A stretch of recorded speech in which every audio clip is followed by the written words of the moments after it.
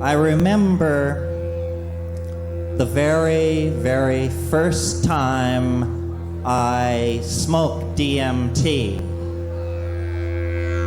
It was sort of a benchmark, you might say. And I remember that this friend of mine who always got there first visited me with this little glass pipe and this stuff which looked like orange mothballs. And since I was a graduate of Dr. Hoffman's, I figured there were no surprises. So the only question I asked was, how long does it last? And he said, about 5 minutes. So I did it. And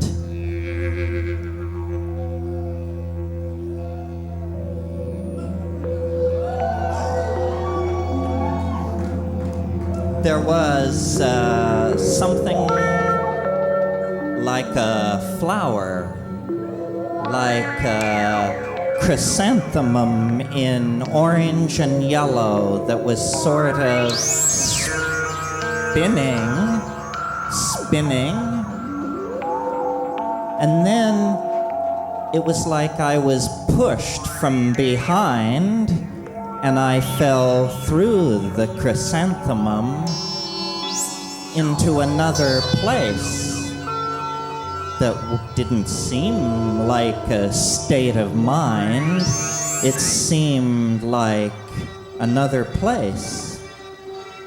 And what was going on in this place, aside from the tastefully softened indirect lighting and the crawling geometric hallucinations along the domed walls, what was happening was that there were a lot of beings in there, a lot of what I call self-transforming machine elves, sort of like jeweled basketballs, all dribbling their way toward me. And if they'd had faces, they'd have been grinning, but they didn't have faces. And they assured me that they loved me, and they told me not to be amazed, not to give way to astonishment. And so I watched them, even though I wondered if maybe I hadn't really done it this time. And what they were doing was they were making objects come into existence by singing them into existence.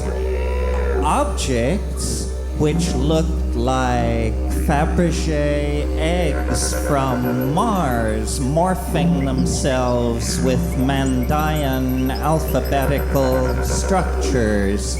They looked like the concrescence of linguistic intentionality put through a kind of hyperdimensional transform into three-dimensional space.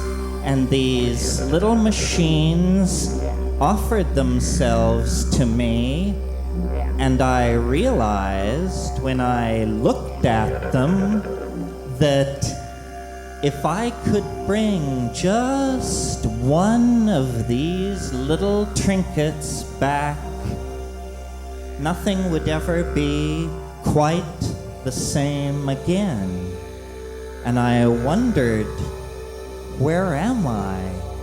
And what is going on?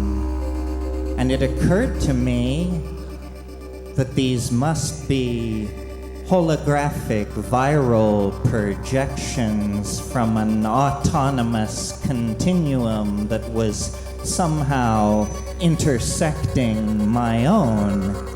And then I thought a more elegant explanation would be to take it at face value and realize that I had broken into an ecology of souls, and that somehow I was getting a peep over the other side.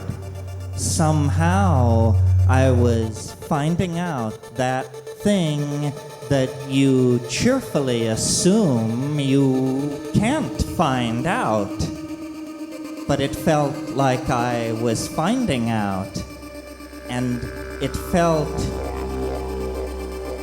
And then I can't remember what it felt like, because the little self-transforming tykes interrupted me and said, "Don't think about it. Don't think about who we are. Think about doing what we're doing. Do it. Do it now. Do it."